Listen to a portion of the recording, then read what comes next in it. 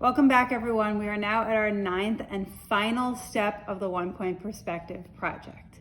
And I've seen a lot of your pictures come in through Google Classroom, and they're really great. And now we're ready to do the final step, which is coloring it in. And this is the fun part. So hopefully you have added lots of embellishments to your picture. As you can see, I've got art on the wall, I've got a Friends poster here, I even have my dog resting on the bed. And just make sure if you have something like a pillow showing through your dog's head, take the time to erase those lines because it's just gonna make it look all that much more realistic. So first thing you want to do is you're going to want to go over the whole thing in some sort of black pen. If I were at school, I would definitely be using a thin Sharpie. You never want to use a thick Sharpie because these lines, there's too much detail in here for a thick Sharpie. But if I were at school, ideally I would have a thin black Sharpie, but I'm not at school and I don't have that at home. So I just have a plain black pen here. So I'm going to go over all of my lines with a thin black pen. Obviously, if you have a thin Sharpie, use that. That's much better than what I'm doing here. And this will really bring it out. And another thing is pencil does smear. You may have noticed some smearing going on in your project.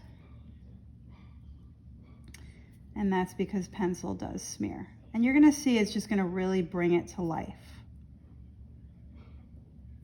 So let's pretend like I've gone over this whole thing in my thin black pen. That's what you want to do first. That's the first step. So pretend like I did that. The next step is you're going to color it in.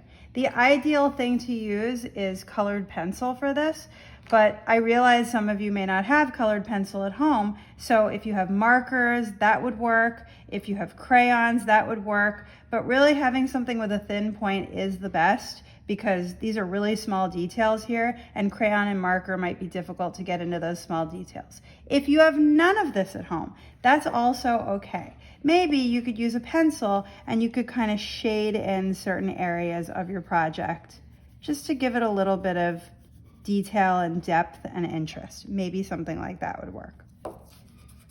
So I do have colored pencils at home. So I'm going to use those colored pencils and I'm going to start coloring stuff in. Maybe I want to make this look like snow-capped mountains.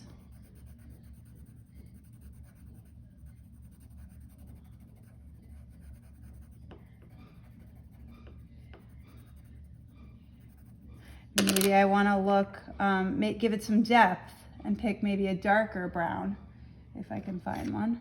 That's green. And maybe I want to just give it a little bit of shading in there, just to give it a little bit of more interest.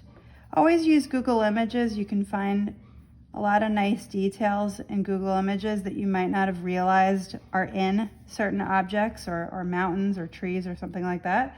Google Images is a great resource for you. And now I'm going to make my tree really look like a tree. And I'm going to find a brown, hopefully.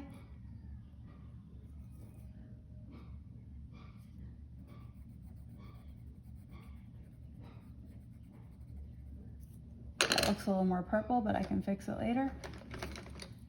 That's better. And maybe I can make my sky really look like a sky. I like to outline really lightly where the clouds are going to go first and then color around the clouds. You can make it look like a sunset.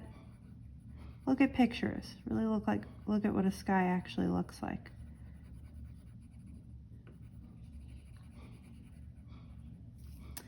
And maybe the ground will be grassy.